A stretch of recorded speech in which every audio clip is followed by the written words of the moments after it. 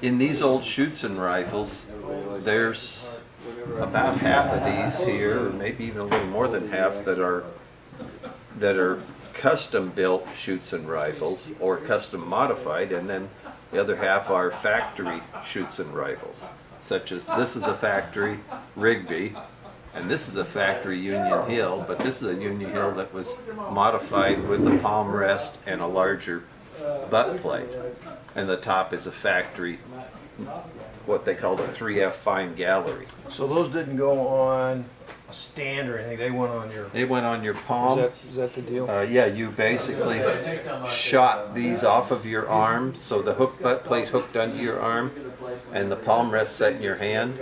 You adjusted it forward or back by turning the screw out so it stopped, and then you also lengthened it out and locked it. And when you put it into your arms, you could let go with both hands and it would sit there, hooked on your arm and sitting in the palm of your hand. So, these tools, like I say, this was a muzzle rest. It kept your gun from tipping left or right, and you clamped it around your muzzle and went and got your gun level. And if you're bench rest shooting, you would use that. Is that something that was legal for matches or just like Yes. practice? Yeah, as long as they were bench rest matches. Oh. Yeah. This would, like I say, this is a Pope lube pump. You unscrewed this out and you filled it with lubricant for your bullets and dropped your bullet in here, turned it a half a turn to fill the grooves, and then pushed it and it would push the bullet out. This was, some of these guns were shot fixed cartridge. In other words, just like we would any gun. Some of them were shot like muzzle loaders. This is a false muzzle gun, so you put that into the holes in the end of the barrel, and then you started your bullet down the barrel, and then used a regular muzzle loader rod to push it in. But at the other end, you had a case of powder. Oh. So this is a false muzzle, and it fits directly on the end of this barrel for this gun. So did the same thing, except it didn't have the false muzzle. It's just a bullet starter that put it right in the barrel. Then they also had breech seeders. Guys felt that fixed ammo was not accurate, so they would use a tool like this. They'd drop a bullet in the chamber, shove this in behind it, shove it into your bore, right into the lands, and then put a case of powder into it. So, and it was designed to actually, you drop the bullet in the case and put it in, and then when you seated it, it pushed it out of the case and right into the bore. So, and there's some other tools here that did the same thing. Let me grab this one over here and I'll come back. Breech seating tool with an adapter for another caliber. That one's a 38-55, this is a 32-40. And what you did with a Ballard rifle was you dropped the bullet into the chamber. After you drop the bullet into the chamber, you put this behind, you hooked it on the back of your action, and you seated the bullet in and then pulled it off, put your case of powder. This one was for the Hepburn over there. It actually hooked on the top of the mortise, and once it was hooked like this on the top, then you went like that and seated just went it in. sideways. Yeah. So this case of powder you're talking to, was that actually in a cartridge, or was that like a little Yeah. pillow? Or No, it was your regular cartridge. cartridge. Yeah, you primed it, you put your charge in it, and you just, What keeps the powder from? well, the charge is never full to the front. So you just kind of have it. But if you did use a powder that did fill it, then you'd put a little cork wad over the end. Okay. But you didn't normally fill it. So, like I was saying, some of these are made by custom gun makers. So this picture is George Schoyen. and that's one of his flyers from Schoyen and Peterson gun makers. George Schoyen was probably the finest gunsmith, gun maker in the world at that time. So I've read articles about the shooting club up in Colorado there, Yeah. Denver, Colorado. Yeah, he shot in the club early on. Once he started his own business, he didn't shoot much anymore. He was too busy. No time. Schoyen and have you heard of Harry Pope? H.M. Pope? Well, Pope was a famous barrel maker. Schoyen was a famous barrel maker, but also a famous gun maker. Is there any relation to the Pope and Young record books, I wonder? No, Okay. but he was Pope Bicycles and Pope Motorcycles. That was Oh, his uncle, and he okay. worked for him. Ah, So Pope was famous for his barrels that he made, and Schoyen was famous for his barrels, but also did complete guns. So this gun and this gun, these two are both Schoyen rifles that he built, strictly for Schuetzen. And as I was saying, this was a grip adapter so that when a Schuetzen shooter carried the gun, it put his hand into more of a pistol grip position, but it also put it in line with the trigger, so he wasn't up here trying to reach out. got it. And of course, a lot of the guns, target guns, had double set triggers, so you would set the trigger in the back, and then just a light touch, and you could set it down to where it would trip at ounces. You could almost blow on them and trip Wow.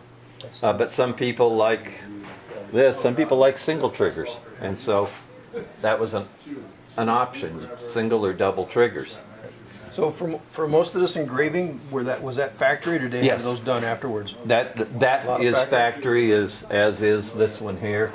Those are both engraved by George Ulrich, who was Marlin's, I say in-house engraver, but Marlin didn't have any engravers working inside the factory. They worked for Marlin, but they worked out of their own home or their own Got business. it. And anybody that ordered, this was a Ballard Rigby 6.5, and engraving was standard on a Rigby. That was just part of that. Whereas this one was a special order in every way, everything on it. It's very similar to a Rigby, but it was special orders, so someone ordered all the features on that. And Any guesses what the original cost was for one of these back oh yeah, then? yeah, like well, you take that little one on top that is kind of a entry-level 22 Schuetzen rifle. That was probably a $20 gun back in back in the $20. 1800s. The first Ballard was Marlin Ballard was built in 1875, and there were 4 or 5 companies from 1861 to 1875 that went bankrupt building Ballards. Chauverling and Daly was a huge sporting goods conglomerate, and they had the patent rights to Ballard rifles, so they owned that patent, and they had different companies build them, and they would go bankrupt, and another company, and they'd go bankrupt. They finally, John Marlin was a pistol maker, had never built rifles. And he built pistols from 1870 to 1875 that were copies of the little Colt pocket pistols. And then they asked him, would you build these? He in his first year went from just offering 2 models to offering 7 or 8 models. And the sales just went through the roof. So wouldn't that be better than winning a lottery if you could go back today with a wad full of cash at those prices? Yeah. And So this one being like a $20 rifle was not the bottom. The bottom rifle was about a $15 rifle. But this was about a $50 rifle. So all the options added up. The engraving was a big option. That would probably add about $5 to the cost of a gun back then, which seems like nothing today. Sights added to it. Everything added a little bit to it. so I've never looked through these old sights like this, but so these ones that are just straight, so they actually have any magnification to them, or are they just a sight to them? Yes, and they all vary. Like this is a 20 power scope. This is a 12 power. These little ones, straight tubes like this, were usually about 4 to 6 power. So they weren't adjustable, I guess would be my better word. You couldn't vary the Right, power. so whatever They were it all was- straight power. Yeah. Okay, that's what I thought. And That's what I meant. they were all, the early scopes were external adjustment. You didn't have, a screw that internally adjusted it. It moved the whole tube up and down or left and right for adjustment. And, Stevens, the Stevens Rifle Company was a big scope maker back then. They did a lot of scopes for their own guns and for sale to other people's guns also. No kidding. So I looked at those knobs, and I just assumed, the adjustment knobs. I just assumed that they were moving the inside, but they're not. You're right. No, they're just pushing the scope up and down or left and right. And these early ones were not click adjusting, whereas these laters, you actually had clicks that would, you could count the clicks and adjust it a certain number. So Holy cow. that's a Stevens scope, but it's Pope mounts. And Pope made his mounts a little different than everyone in that his scope mount was made for people that were used to iron sights.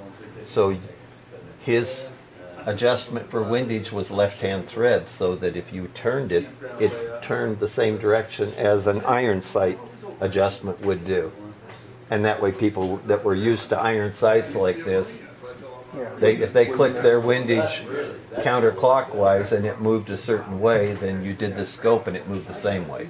Whereas normally scopes are backwards, but his weren't. So, like I say, these two are Schuetzen Rifles.